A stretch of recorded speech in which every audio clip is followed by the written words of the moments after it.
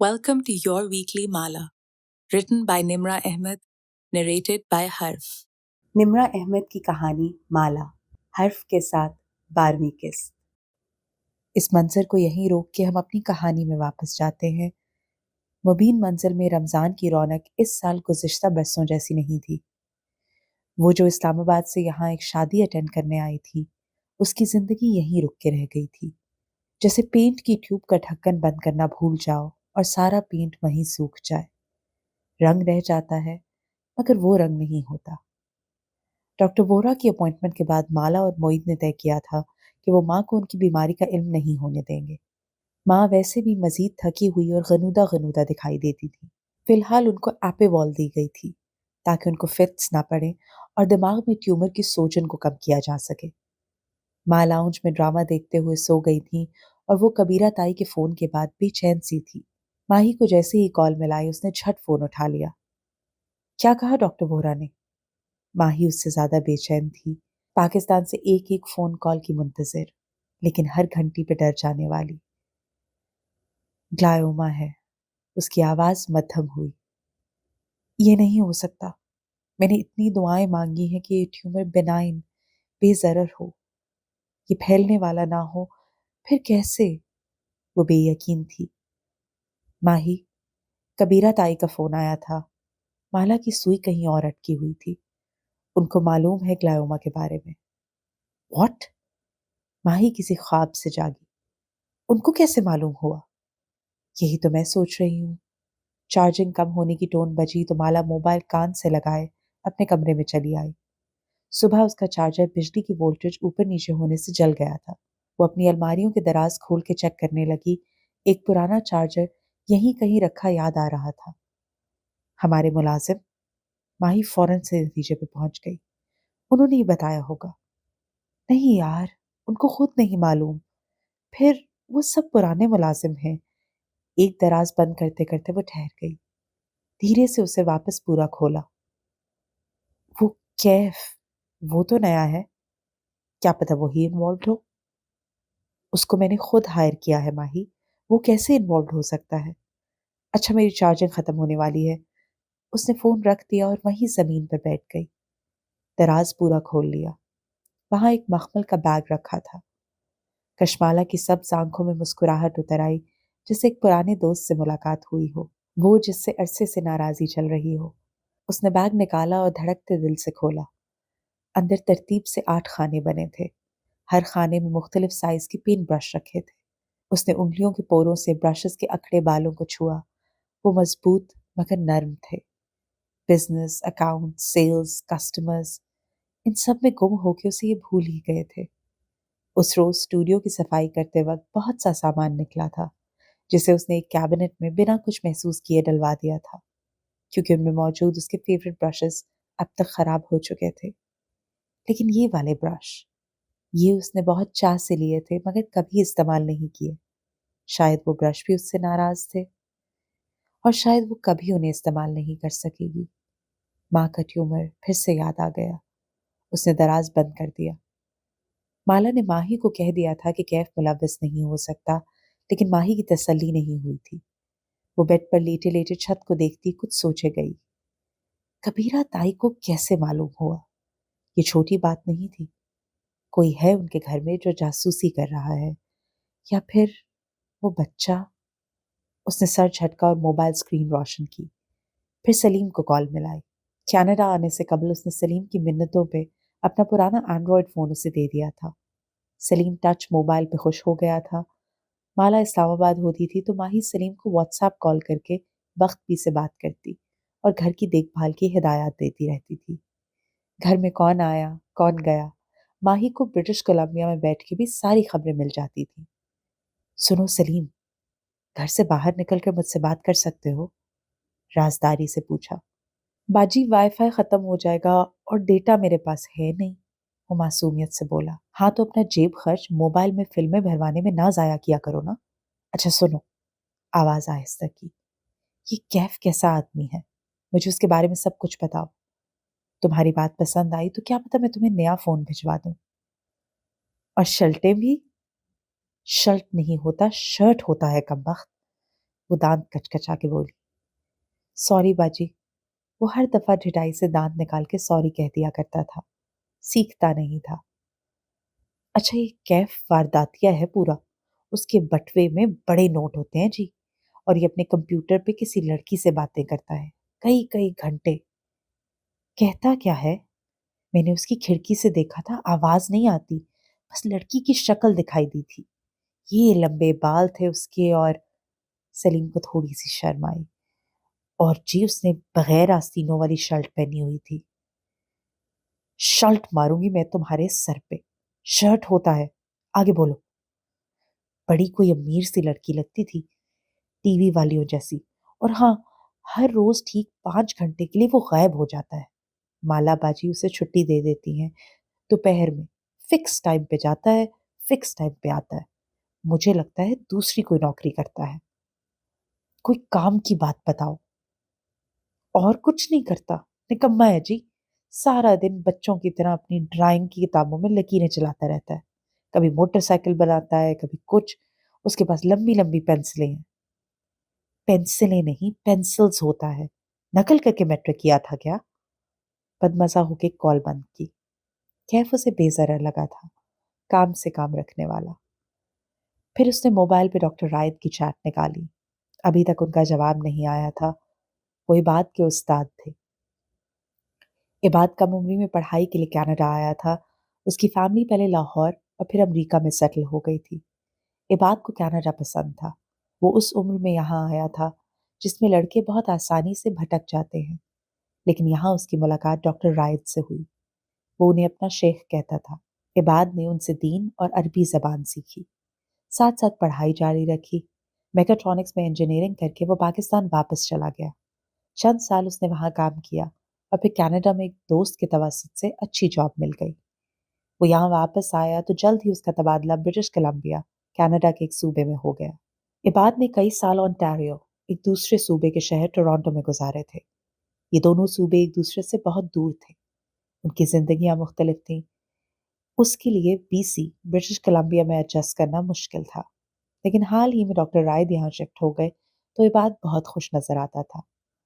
ماہی کی ملاقات ڈاکٹر رائد سے چند ایک دفعہ ہوئی، اور اب وہ اپنے سوالوں کے جواب کے لیے ان سے بات کرنا چاہتی تھی، مگر وہ آج کل مصروف تھے، جانے کب وہ اسے وقت دیں۔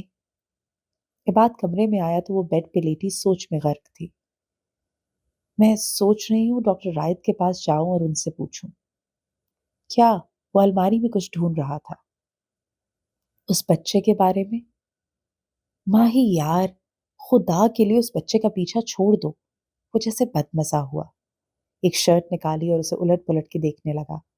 ویسے بھی بڑی بوڑھیاں کہا کرتی تھیں کہ اس حالت میں خوبصورت بچے دیکھنے چاہیے تاکہ آنے والا بچہ خوبصورت ہو۔ تم اسی بچے کی تصویریں بناتی رہو گی تو مجھے ڈر ہے کہ میرا بچہ بھی اتنا بدصورت اور لمبے کانوں والا نہ پیدا ہو جائے۔ وہ ہنس کے بولا تو ماہی نے برا سا منہ بنا لیا۔ ہر بات مذاق میں کہتے کہتے رکی۔ لمحے بھر کو اس کا سانس رک گیا۔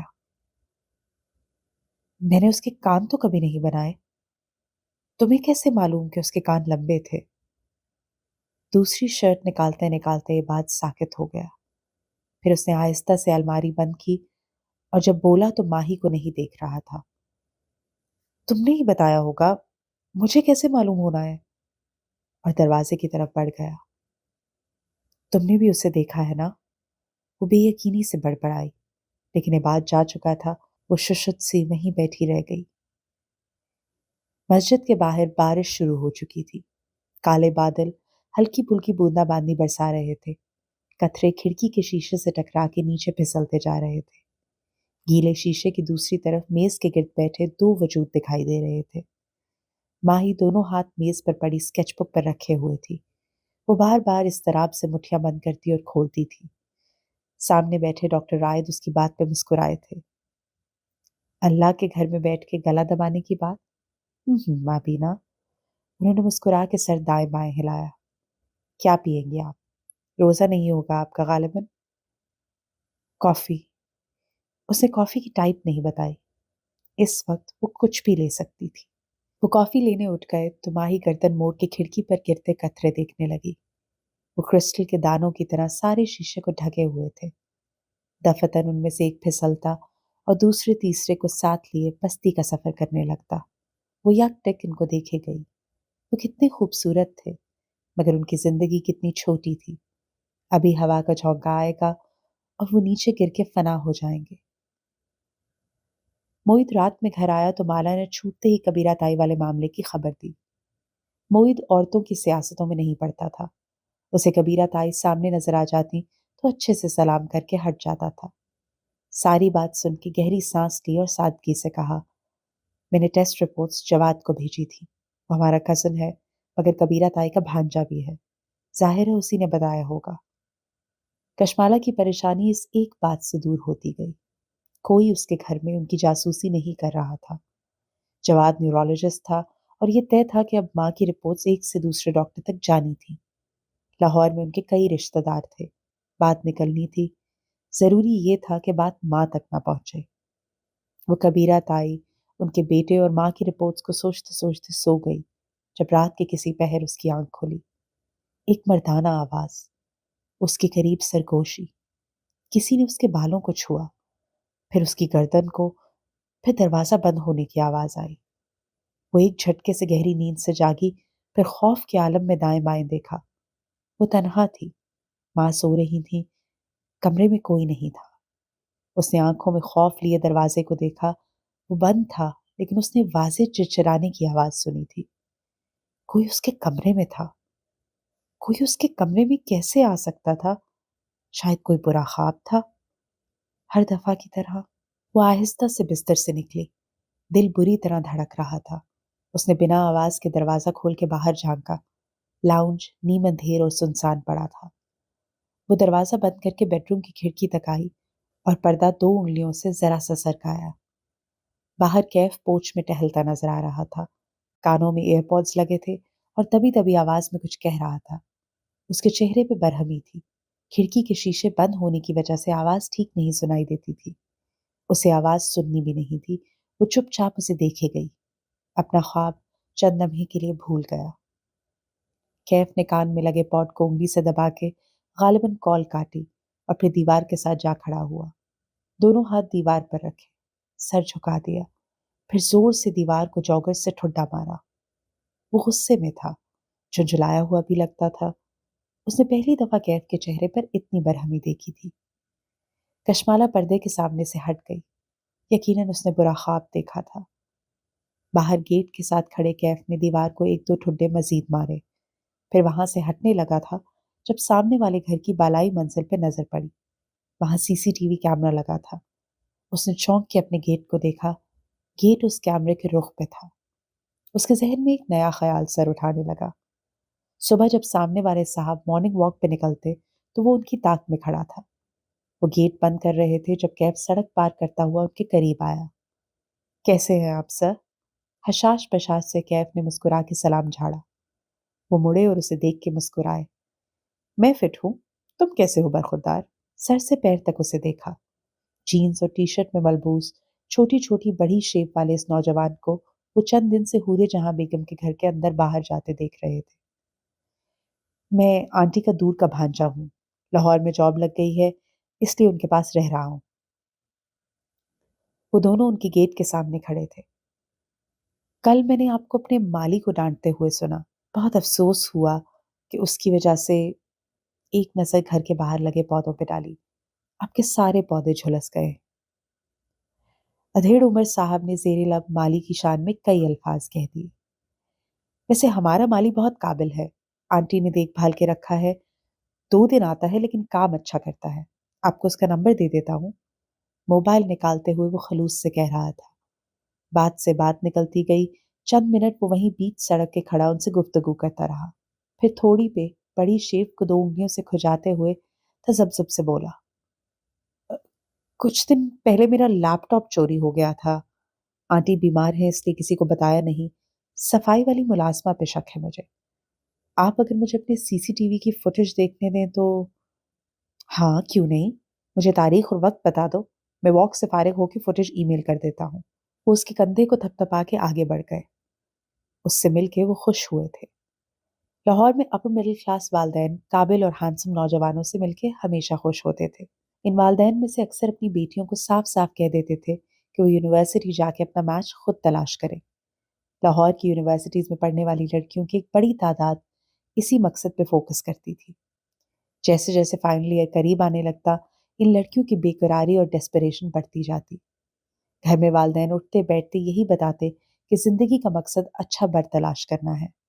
سوشل میڈیا یہ سکھاتا کہ زندگی میں سب سے اہم اور بڑا دن شادی کا ہوتا ہے، اسی کے لیے خوبصورت بننا اور وزن کم کرنا ہے۔ ٹی وی ڈرامے اور بالی ووڈ کی فلمیں یہ تعلیم دیتی کہ شوہر ٹروفی ہسبینڈ ہونا چاہیے، خوش شکل اور پیسے والا۔ لاہور کی لڑکیوں کی اکثریت انہی تعلیمات کے ساتھ بڑی ہوتی ہے۔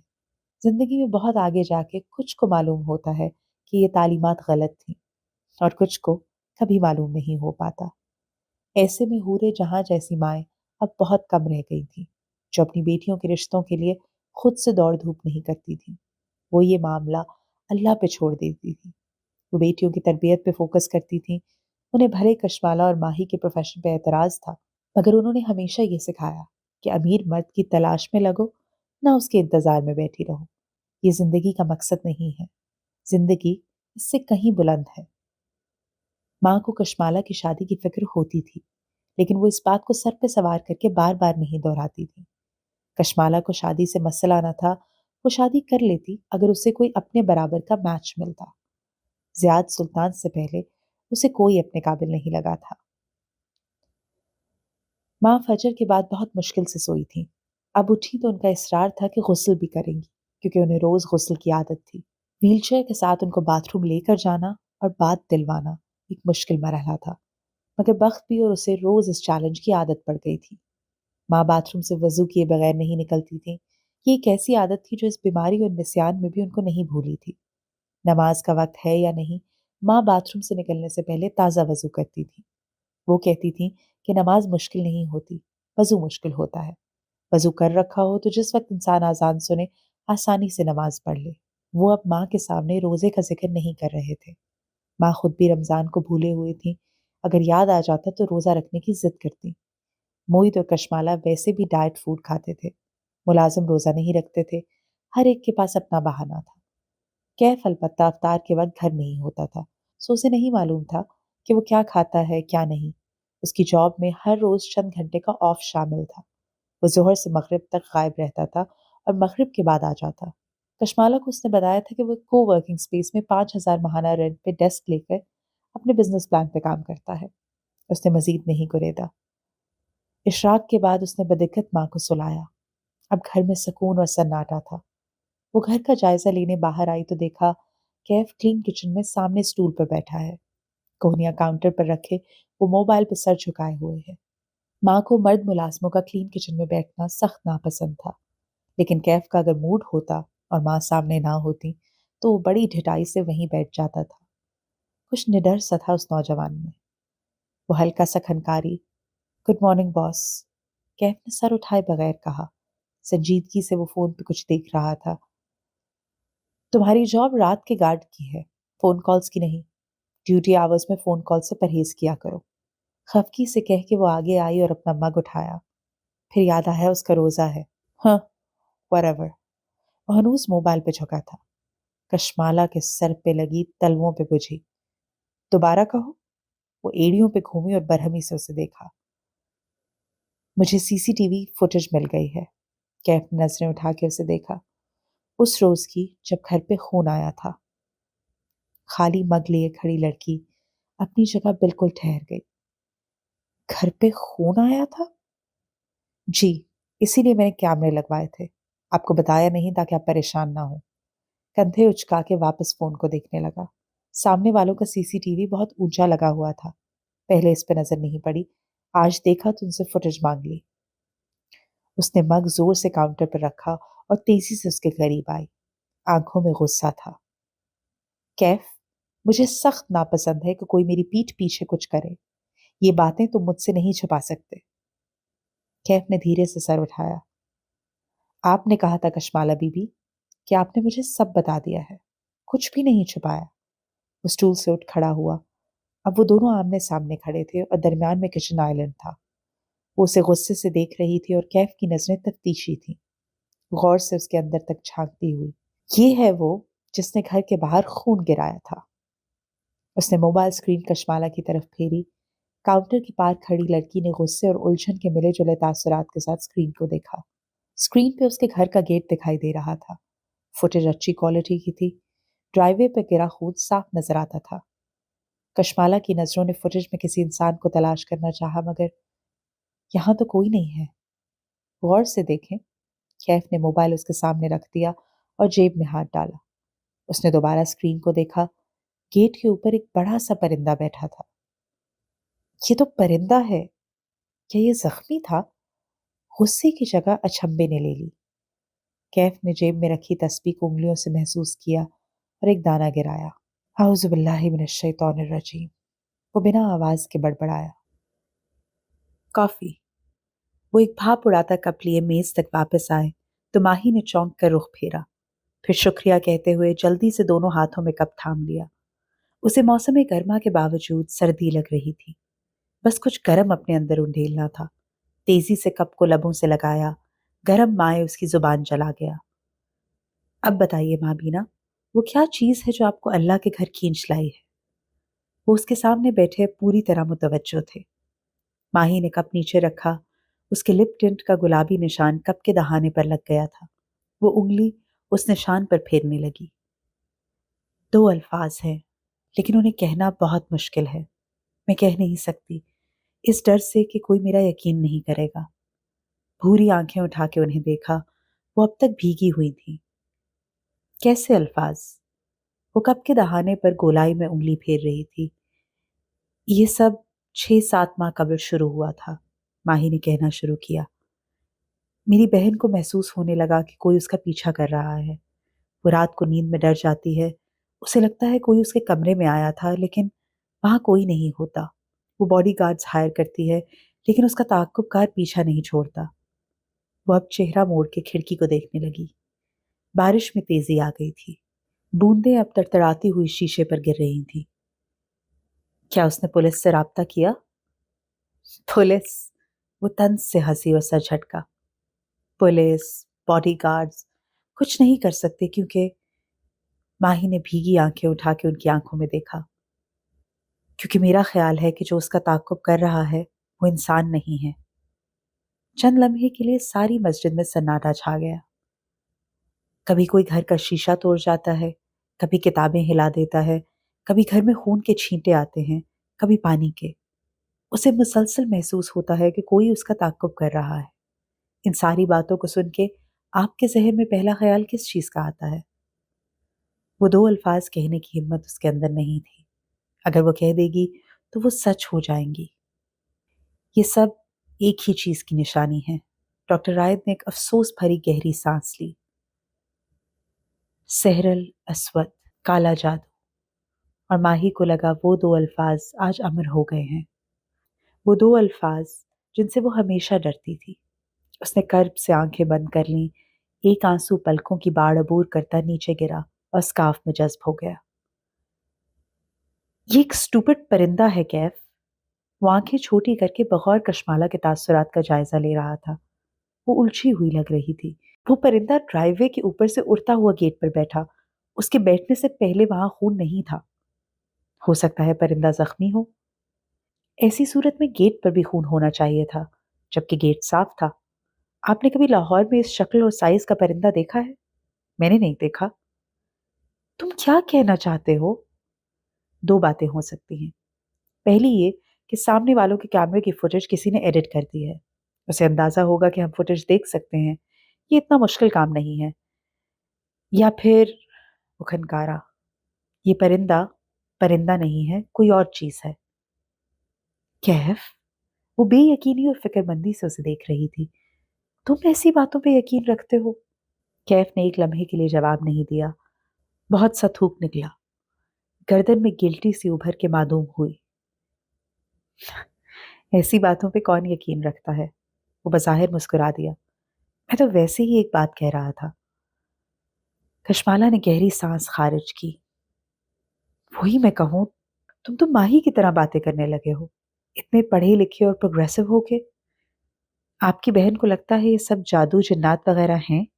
کیف چونکا، मगर अंदाज सरसरी था। वो किचन सिंक से टेक लगा के खड़ी हो गई, बाजू सीने पर लपेट लिए। अब मनी प्लांट की बेलों से ढकी खिड़की उसकी पुश्त पे थी।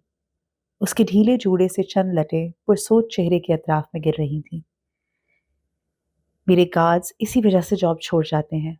उनको लगता है ये सब जिन्नात वगैरह है, हालांकि मुझे यकीन है ये कोई इंसान है। वो सादा अंदाज में कह रही थी, ना कोई डर, ना खौफ। मैं इन वहमों में नहीं पड़ती।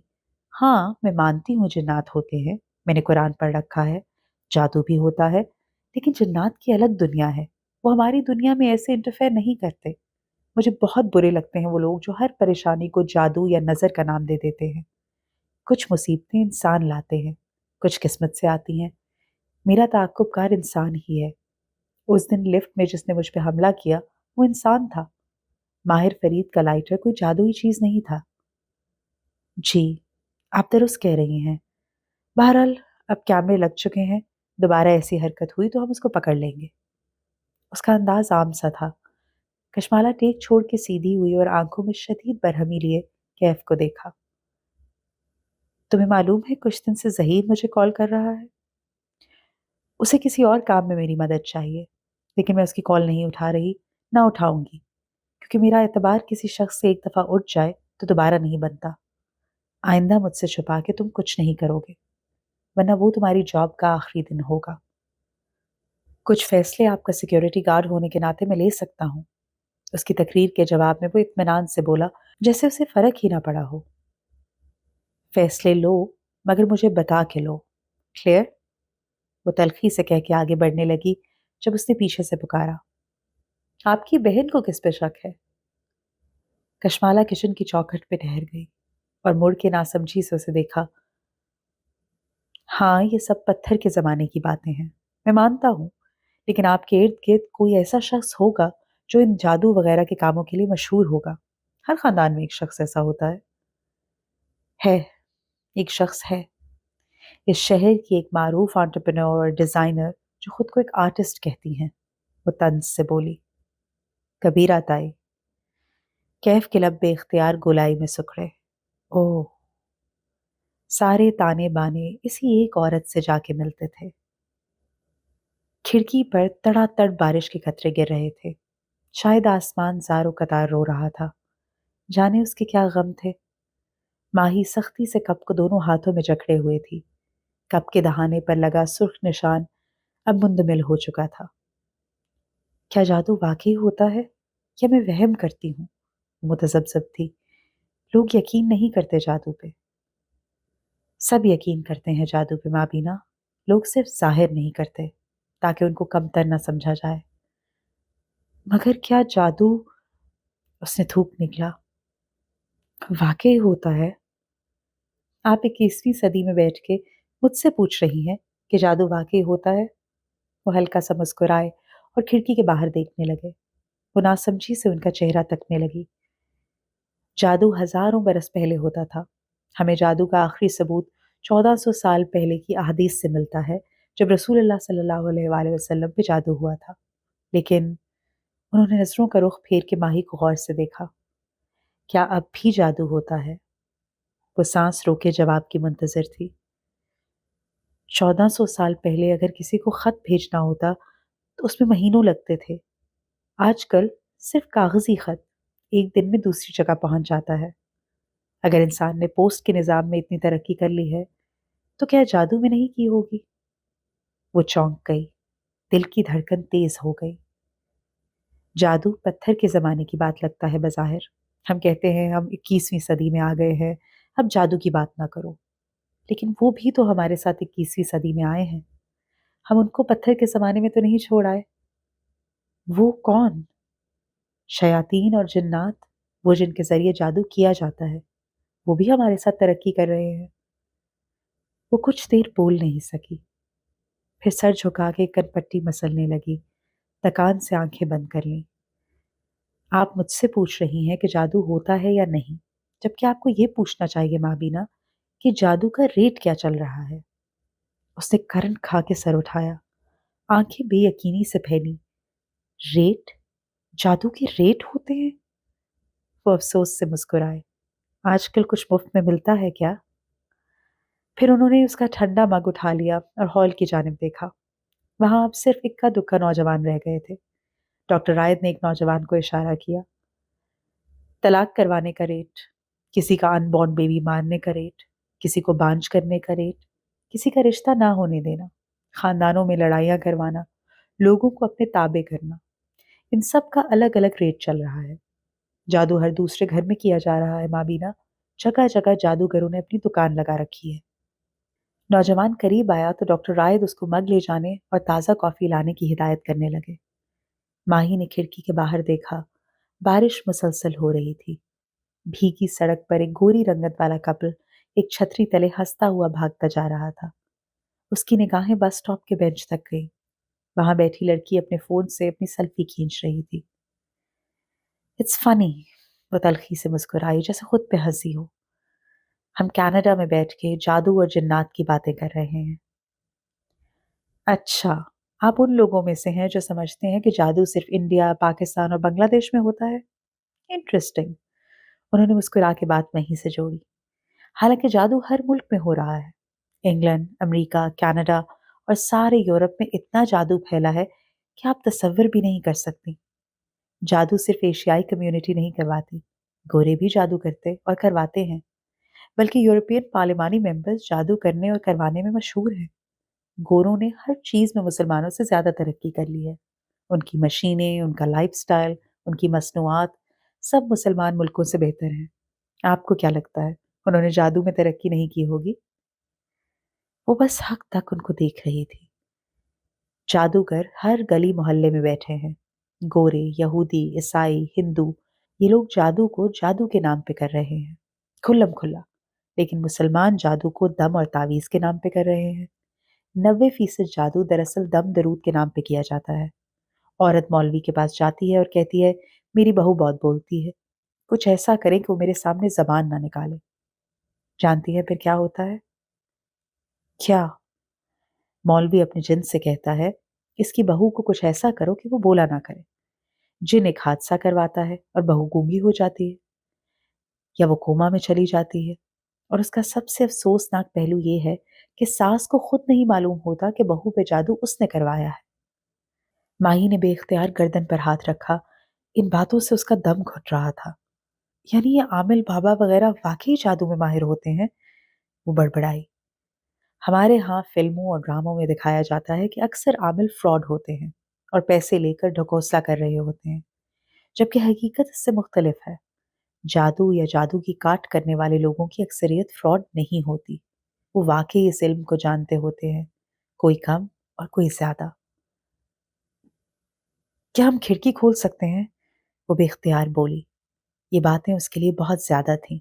उसे कुछ देर खामोशी से इन बातों को जज्ब करना था। आज के लिए इतना ही। अगले हफ्ते हमारे साथ रहिएगा माला की किस्त नंबर 13 के लिए।